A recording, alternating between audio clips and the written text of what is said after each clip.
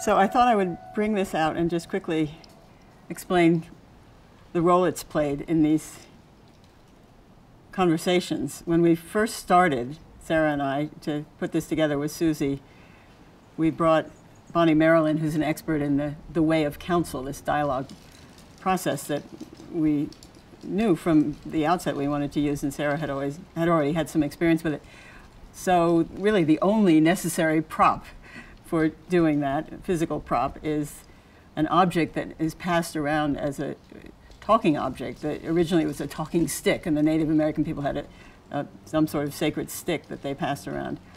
So we spoke a little bit about what it might be, and I suddenly remembered that I had been given as a gift when I left Wellesley in 2007 this glass orb that looks very much like the Earth, and it was taken on my behalf by an astronaut who is a Wellesley alumna who had been the commander of the mission. It was taken on the Discovery space shuttle to the International Space Station, where they did an unprogrammed spacewalk and repaired part of the space station and turned around and came back home. And she, at one of the going away parties for me, presented this to me, and it had been to outer space and back. So I thought, what better object could we possibly be passing around as we wondered about how to be better stewards of planet Earth. And so it's been with us every one of our meetings, and I always remember to pack it, and it's fun to watch people hold it in their hands and roll it in their hands and look at it and interact with it. So it's been an important part of this process.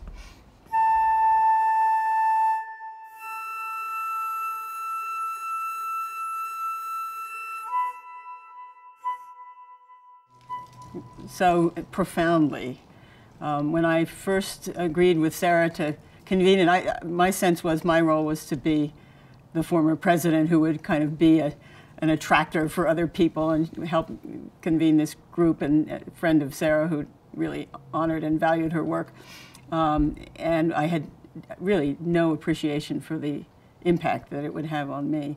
So the first thing was just educating ourselves. And in the circle we convened, there were people who were working on this problem for most of their careers, and people sort of across the spectrum and working on very different aspects of it, and that was by intention. And of that group, I think I was the least immersed in the kind of the nuts and bolts of the crisis of climate of anybody. So I had the sense that I had some catching up to do, which I did, and I read and read and read, and we had speakers come in, and we learned from each other. And it has been an amazing way to learn, because the learning has involved a tremendous amount of reading. I took an online course. Every time we meet, I then go back and into some new mode of studying and trying to educate myself more deeply about this. And the learning in this circle is so deeply grounded in the experience of the individuals who are working on this issue, who are with it every day in every possible way, who are bringing their personal experience, and who are opening up spaces in which everyone in the circle has something important for everyone else to hear. And it's so clearly a process of building a collective understanding of something that is far too complex for any one person ever to fully comprehend. And to see through the passage of time the ways in which each one's growing maturity and sophistication in the problem, supported by the interactions with others, creates a group maturation in which this meeting that we have just almost finished, an amazing day today of conversations, was just so far beyond anything I could have anticipated or expected. It was profound and deep and heartbreaking and joyful and visionary, and just really, really remarkable. So, so it's this amazing process of an intellectual journey of into something that is complicated almost beyond comprehension, interdisciplinary in every possible way, and that also is so deeply and profoundly emotional that the combination of the intellectual learning is somehow nurtured or fed by the sense of interpersonal connection around these yearnings and aspirations that we share in the circle. So it's been pretty amazing, and as an educator, a lifetime educator, a professional educator, it's reinforced a bias I've had, but given it much more salience, and that is that the way people learn is some very complicated amalgam of head and heart working together, experiences being reflected against data and knowledge and wisdom and different worldviews, and it's really been wonderfully rich in that way too. It's been amazing.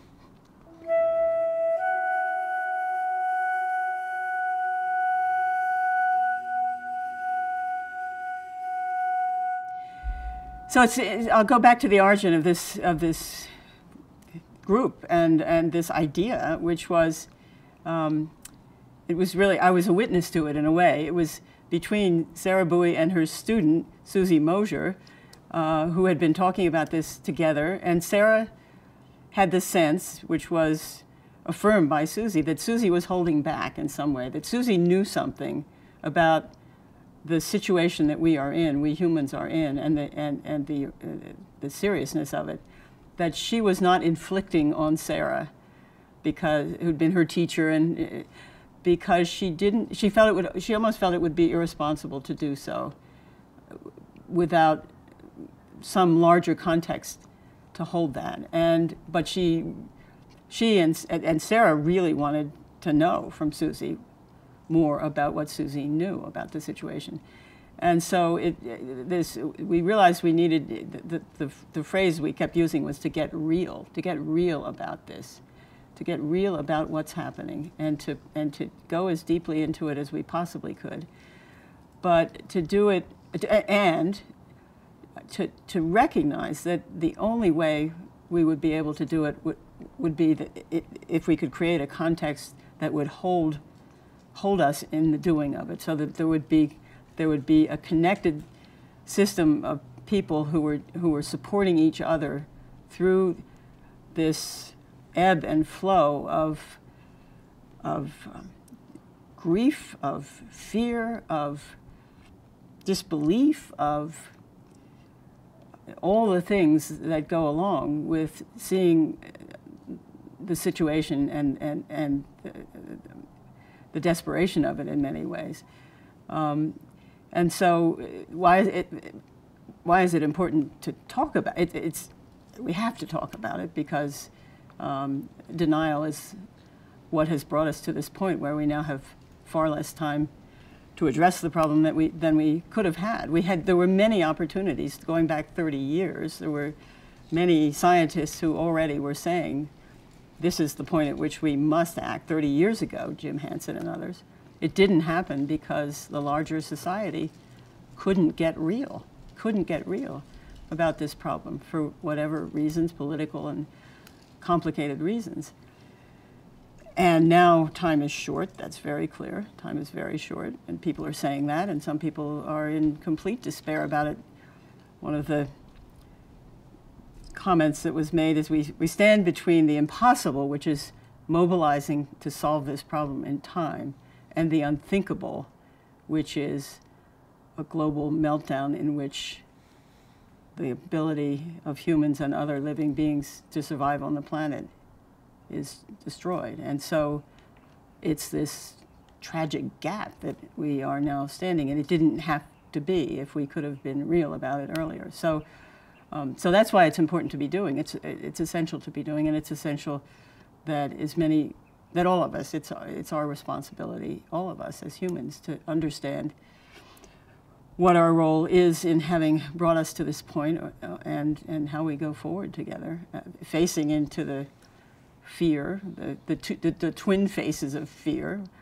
First one is refusing even to look and living in a cloud of illusion. That's one of the faces of fear. The other face of fear is just diving headlong into the storm and being consumed by it. So there's some balance that has to be struck in the getting real about this issue, and that is impossible to do alone. There is no way anyone, no matter how strong, can do that piece of work alone. And so the thing that we have learned and seen and experienced in this circle is that as we pass the orb around, different people are in a different place, in a different moment, can bring something that then can be either support to someone who is in need of something positive to hang on to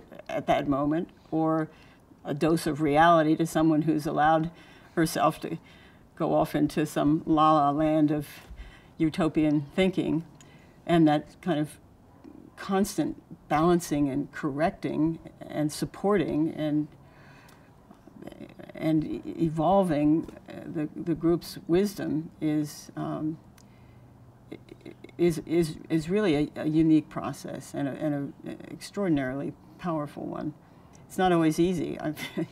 So this morning, I just dissolved in tears at one point. I didn't even really know why. It was something about the weight of the reality, and that happens sometimes to me, and there was this moment when after I did, and we then broke, and one person said to me, "Oh, you didn't have a good night's sleep. I'm so sorry. And anyway, your husband's been ill." And so when we came back into the circle, I said, and it's very important to say, that wasn't it.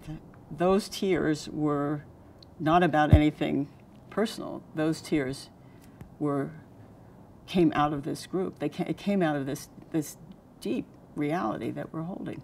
And then this afternoon, as we went around and started imagining a future on beyond whatever this challenging passage is that it's now quite clear the human race is facing. What's on beyond that?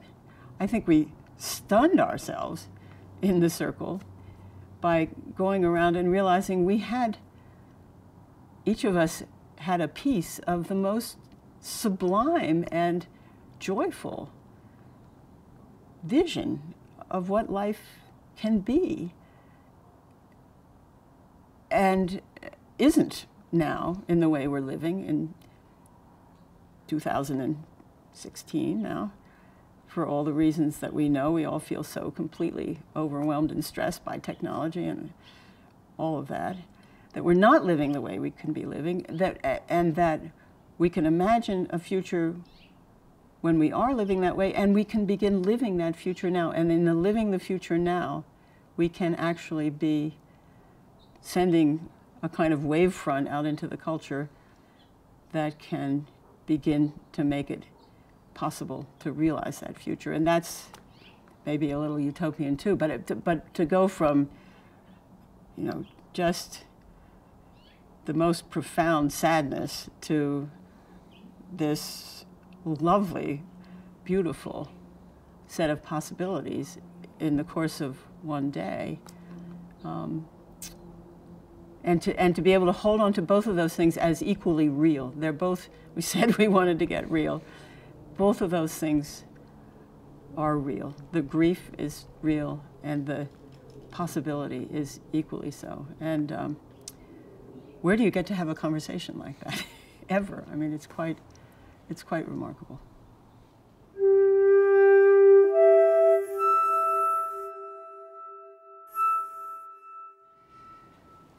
Well, it's multifaceted. So we need global governance, we need technology, we need treaties, we need national governments to be operating well and developing national plans. We need subnational planning and all of that. We need so much to happen, and it all has to. We need technology. There's no question about that. I'm very involved at MIT on the executive committee. The MIT has recently put a whole new emphasis on this very issue and on the technological aspects of it.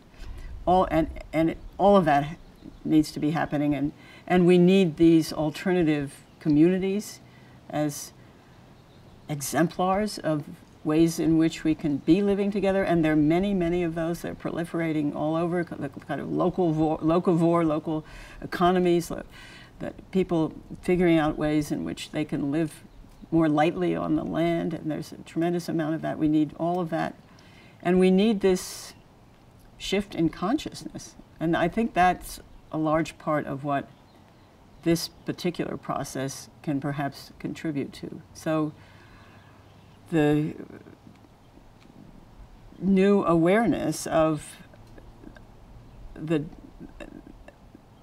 depth of the problem, the role that we humans have played in the problem, the urgency of addressing the problem across all of these different levels and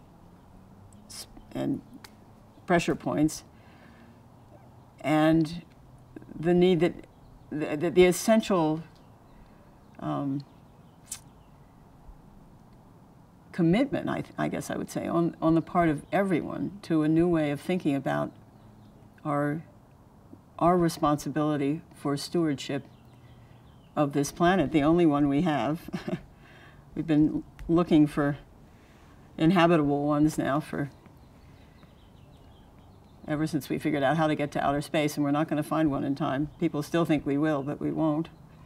So every single one of us has to figure out some piece of this problem that we can help solve. There was a saying in the 60s, if you're not part of the solution, you're part of the problem. This one is different. It's if you're not part of the problem, there is no solution, because we are all part of this problem. So I think that's as important, really, that coming to an awareness of it and the waking up, as all these other things that are happening and will continue to happen and are happening more and more. I think when we started this process, it felt like we were voices in the wilderness. Our first conversations were about how difficult it is even to bring this up in polite company, that you're like the skunk at the garden party when you even want to talk about climate. And that was a reality that everyone in the group had been experiencing. That's changed dramatically just since the People's Climate March and what happened in Paris, and more in different kinds of media coverage and so on. So this consciousness is moving pretty rapidly, and that's tremendously encouraging. But it has to continue, and it has to accelerate. That's the most important thing, I think, of anything.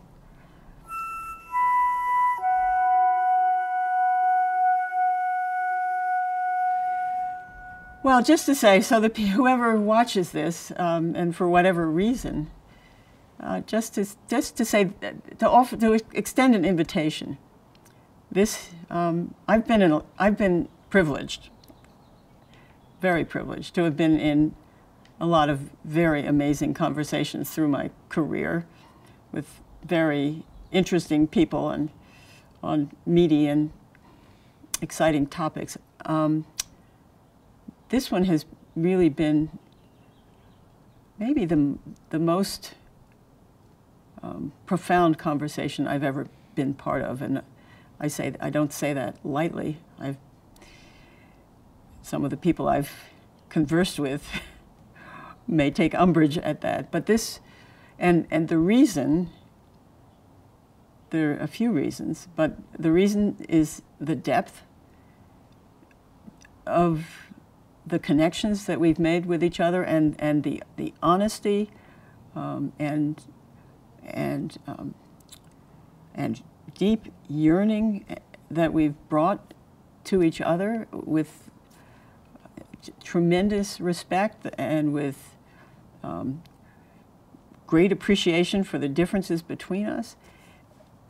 And all of that, I think we've all been surprised. I think it's meant more to each one of us than we ever imagined it would. I think we came into it thinking, well, this would be a good thing to do. We ought to do this.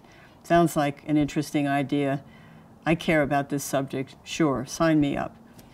I don't think any one of us had any way to imagine how profoundly it would move us and inspire us to go out into the world in a different way, bringing ourselves much more fully and more intentionally as peacemakers. So the opportunity to do that has really been just a tremendous privilege. So we invite you, whoever you are, please join us.